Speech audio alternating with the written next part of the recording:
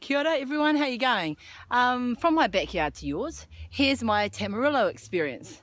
So in Dunedin, often we think that we're too far south to enjoy some of these more tropical fruits.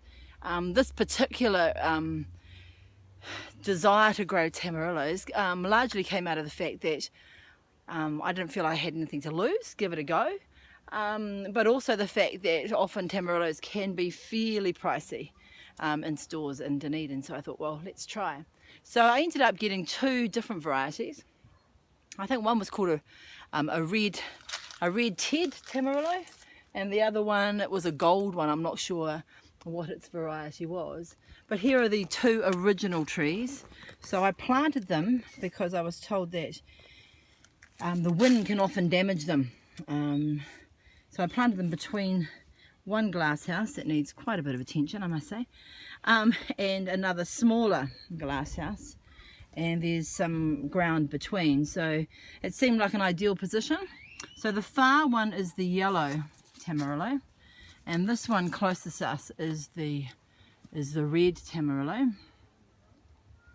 We have had a few issues with reaching them, so what I've tended to do is, as we harvest, I just cut the branches to bring the fruit down. So this fruit's a few months away from harvesting, well, a couple of months maybe, and I wonder if that's because other people have enjoyed red fruit by now, but I wonder if it's because we've had less sunshine through this time. Not sure, but the other reason could actually be the heavy foliage on it. So all those leaves, I probably need to get in there and give it a good prune.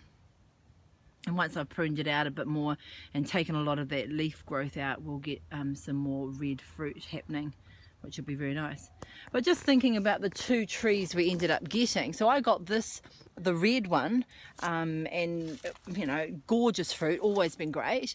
The yellow one wasn't quite as sweet, I didn't think, but also when you slice the yellow one in half and then go to enjoy the fruit, there's often just under the skin like a little hard, almost grit-like piece, and so whether it was a disease that I could have sprayed for, don't know.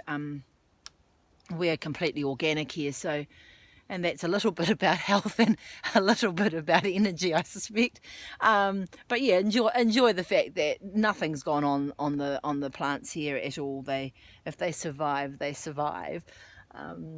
So over time, an interesting thing is that as I've pruned the tree to remove the fruit, very vigorous growth, like this shoot here will only be this year's growth, and this shoot here is just this year's growth. See this shoot one that goes all the way up in there, very vigorous. But the issue that we've had is, I'll use this as an example because we can see it. It's often when you prune it and there's no growth shoot, it actually hollows out. You can see it really clearly on the yellow one. I actually think we're going to lose the yellow one. See, that's all dead there. That needs to be all pruned out. There's quite a bit of something happening on the bark itself. So I actually think that tree is nearing the end of its life.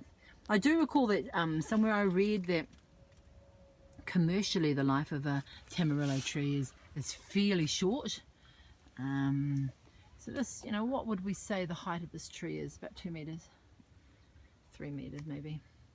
So they are very vigorous, upright growing trees, but commercially I think it's about 7 years they say for a Tamarillo tree. So keeping that in mind and realizing that I didn't really want to have to go back and buy another plant too soon, I had some hormone powder for using for cuttings for things like roses and things. So I thought, well, nothing to hurt to try and grow a Tamarillo tree. So some of the cuttings that I took off, and recognizing they were really vigorous growing, I actually just pushed them into the ground. So and they took. So the end of that story, and they took. But if you've got a cutting, so say this was my cutting that I was going to put into the ground, you do need to reduce your leaf surface area. because without doing that, then it will just you know, dehydrate really. It'll just, the expiration of out through these big leaf surfaces is just too great. So if I was to cut it down here and put it in the ground, potentially there's a growth node, there's another growth one, potentially it could shoot, can we see that? It can shoot either a root or a leaf tip right out of that little corner there. And so if this was my cutting, I would completely remove that leaf, possibly halve that one, and just leave this little bit of growth here. And it took. So recognizing that this yellow one is nearing the end of its life, I have not been successful in getting any cuttings off that one, unfortunately. Oh, there is, I didn't expect to see that today.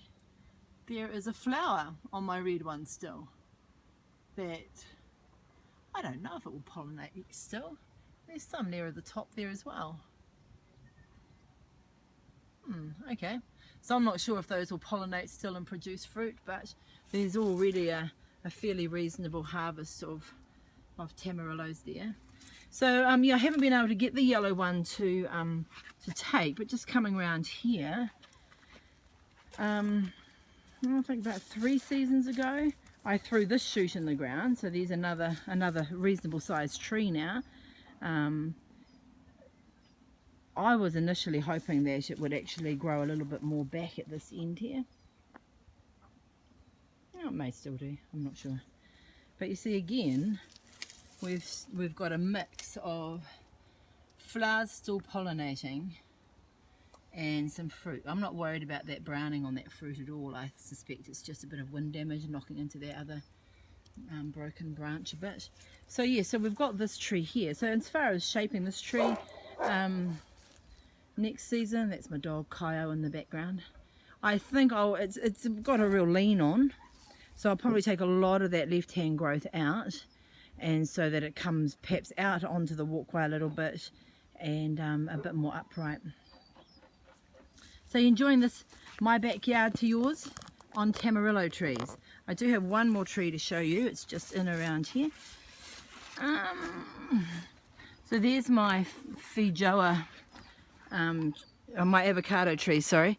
And this is another Tamarillo tree. So let's have a look at the, yeah, so I pushed into the ground. I'm just trying to see where the cutting was, if we can even see any evidence of it.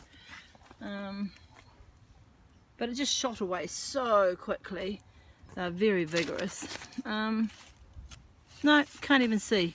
It's possibly grew out of this bit here.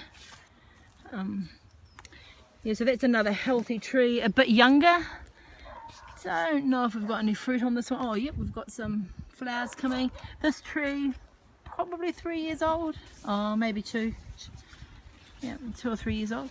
And again, because that's quite close to the avocados, I might be inclined just to take off a lot of the lower growth, and certainly the side growth as well. And this is all I do. I just stick it in the ground, put some hormone on it, and not every one that you do is going to take. I probably should have taken that one off as well. But you can see how it just, might have to come back later with my secateurs. The wilting of the larger leaves as well, it's very draining on the cutting. Often the first evidence that it's going to go, there's a little bit of new growth, so maybe this one will go. I'll keep you posted. So that is my Tamarillo trees in Dunedin, Otago. We enjoy them. Hope you enjoy it too. Any comments that you have or any questions, I'm not sure if I can answer them. Possibly could be guilty of being a jack of many trades and a master of none, but if you would like to me to share any of my experience with you, happy to do that. Take care, bye.